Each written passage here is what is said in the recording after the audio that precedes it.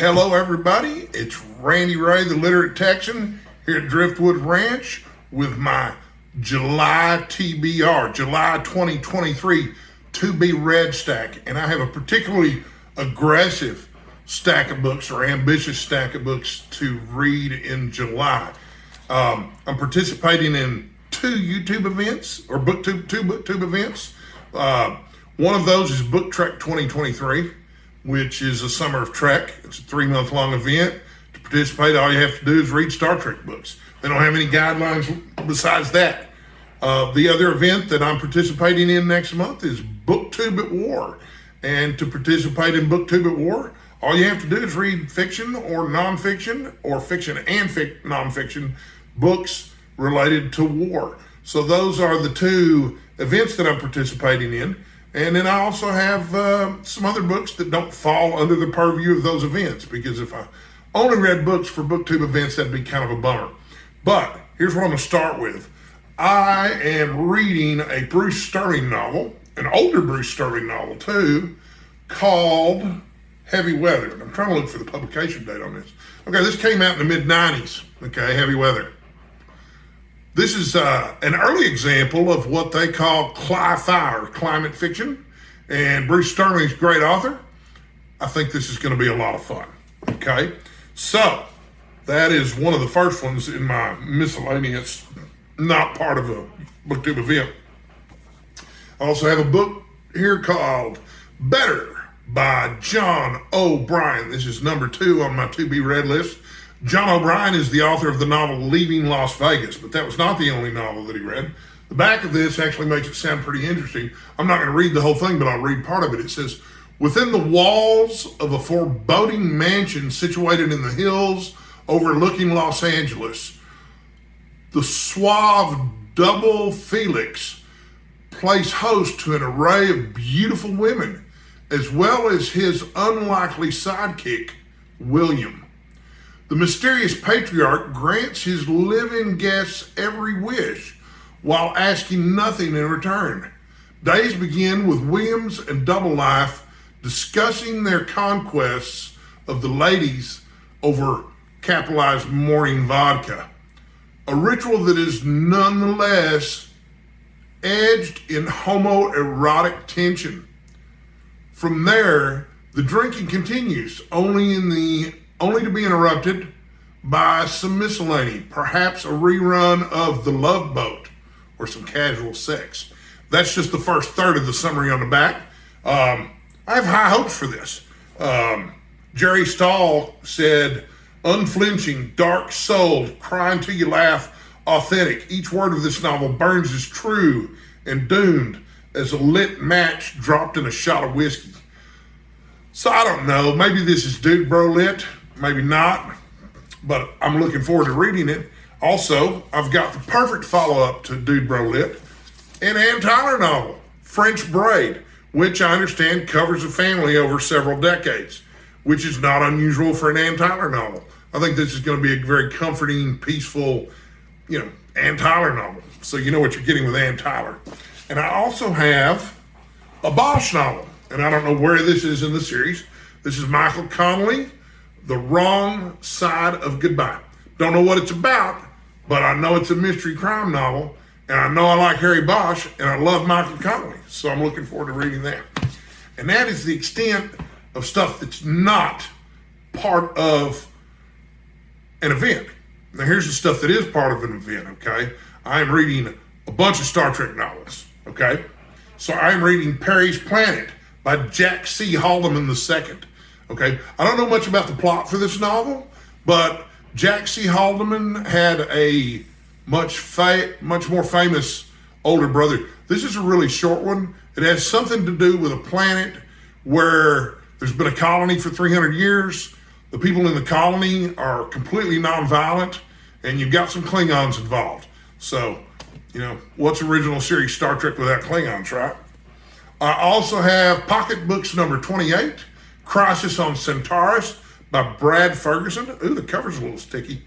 But Anyway, I don't know anything about this except apparently there's something going on Centaurus that, oh, I do know something about this. This is one of those Star Trek novels that features McCoy's daughter. Apparently there are multiple Star Trek novels that feature McCoy's daughter. So I'm looking forward to that. Then, okay, there was a trilogy of books by David R. George III to celebrate the 40th anniversary of Star Trek. They were called Crucible. And there was Crucible McCoy, Crucible Spock, Crucible Kirk. This month I'm going to read Crucible Kirk. The title is The Star to Every Wandering.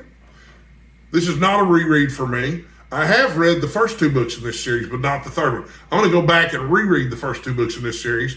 I don't know why I'm reading them out of order this time, but that's just what I'm doing. This one came out, I wrote it down here somewhere.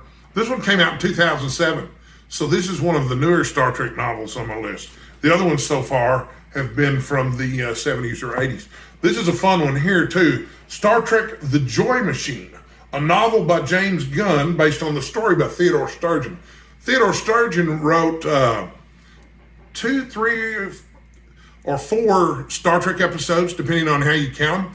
This is based on a teleplay that did not get made into the series. Now, I have read this one before. This is a reread, and I'm really excited about it because in my experience reading Star Trek novels so far, this comes the closest to feeling like an actual episode than any other. And that's probably because it was written by one of the writers who worked on the original series, and it came from his teleplay. By the way, the James Gunn who wrote this novel is not the same James Gunn that is running the DC universe these days, which, there's a James Gunn who's a science fiction writer too. And the rest of my books, oddly enough, are on my Kindle. I'm doing e-reading this month. So I have more Star Trek novels on here that I'm planning to read. Not necessarily novels either, okay? So Steve Donahue and I are doing buddy reads of the Sandra Marshak and Myrna Culbreth Star Trek books. And we just finished reading their 4 novels, but they also edited and co-wrote 2 collections of short stories in 1976 and 1978, respectively. One of those is called Star Trek The New Voyages. And this is what the cover to that looks like. Okay. Most of this is fiction from fanzines. In the 70s, when there was no Star Trek, fans wrote Star Trek fiction and it got published in fan form, of course.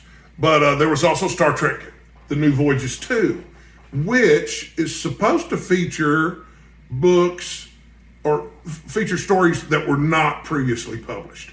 So that one looks like it's a really good one too. I'm excited about reading these, see what kind of short stories these wild, wacky authors were up to at the time. And then, let's see here. That's it for Star Trek stuff. Also though, I have got a little lineup of war novels that I'm planning to read. One of those is The Red Badge of Courage. Doesn't really matter what the cover of that looks like because it's one of those stock covers from Amazon's. But I'm also going to read The Killer Angels by Michael Shara, which I understand is really good. And let's see what else we got here. I'm not really facile with this thing yet either. Okay, so originally I was going to read Never Call Retreat by Bruce Catton. Okay, this is the 3rd book in a trilogy that tells the story of the Civil War in a kind of really reader-friendly manner that's kind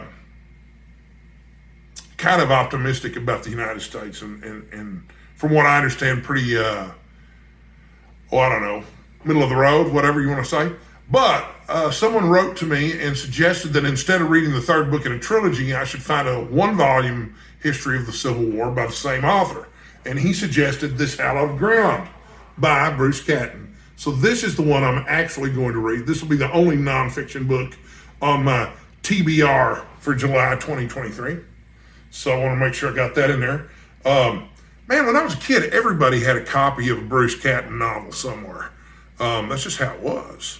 So, and then, what else is on that list? The Judas Field by Howard Barr. I don't have cover art to show you for that one yet. It's the newest of the Civil War novels that I'm reading. And I'm also going to read Gone with the Wind, which I understand is really, really long. And I understand that because the movie was really, really long. I hadn't seen it. I fell asleep during it almost immediately. But to be fair, I was really tired that night. It happens. So if you were counting, keeping score at home, that's 16 books that I'm planning to read in July, which is 4 books a week, which is going to be a little bit of a challenge for me. But I've set myself a little bit of a challenge. I want to read 100 more books this year in 6 months. I think I can do it. I don't get out much these days, and I like reading. My powers of attention and focus have improved gradually as I've read more to be part of the Booktube community. Also, just because I chose all Civil War books for my Booktube at War project doesn't mean that you have to pick one war for all your books in this particular project. You know, you can read about 5 different wars, you know, however you want to do it. So, I can't think of anything else to say about my TBR for July, but I sure do love making videos, especially about TBRs, and especially when I can show off stacks of books. So I'll be back with more videos soon. Until then, stay hydrated, stay sexy, take care of yourself. Thanks for watching.